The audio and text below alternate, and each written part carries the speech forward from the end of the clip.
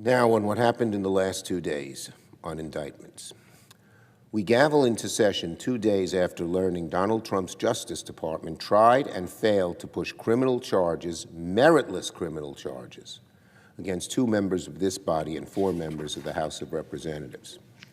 The President of the United States tried to throw 2 U.S. senators in jail, senators of the opposite party, simply because Trump didn't like what they said. It's good these indictments failed. The grand jury, average citizens, in a rare moment, saw through these attacks on free speech and rejected what the prosecutors asked them to do. But the mere fact that these indictments were attempted should terrify every one of us. That's what happens in a dictatorship. The chief executive arrests people who speak out against him, legislators who speak out against him. It should not, cannot, must not happen here in America. Unfortunately, we all know Donald Trump will keep trying. A lot of members on this side of the aisle came to the floor yesterday as angry as I've ever seen them. And they were right to be angry. But both sides of the aisle should be angry. This is an attack on America. This is an attack on democracy. This is an attack on the legislative branch. This is an attack on free speech. If this happened to one of our Republican colleagues, they'd want us to speak out, and they'd be right. Because when a president tries to jail senators for speaking their minds just because he disagrees with them, that is not a Democrat or Republican problem. It is a constitutional crisis of the highest order.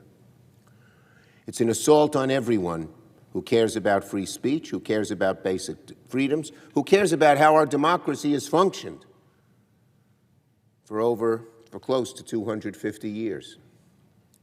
And look, this isn't just about 6 members of Congress being indicted for one video. This is about Donald Trump destroying our democracy from top to bottom. His goons are arresting journalists and peaceful protesters. Masked agents are patrolling the streets of Minneapolis, launching raids in New York, shooting citizens in the streets. He's raiding election offices in Georgia and demanding the states turn over the voter rolls. He says there's fraud but has no evidence of it. It's a political heavy hand crushing our democracy. Enough is enough. The American people are tired of this chaos. They are tired of corruption. They are tired of being lied to by this president. When he asks himself why he's so unpopular, it's not Democrats attacking him. It's not the press going after him. It's what he does. The American people, Donald Trump, do not like what you're doing. They don't like what you're doing on costs. They don't like what you're doing on chaos. They don't like what you're doing on corruption. If Republicans and Democrats don't take a stand in this chamber, the lawlessness, the chaotic lawlessness we've seen so far is not going to end. It's going to get worse and swallow all of us up.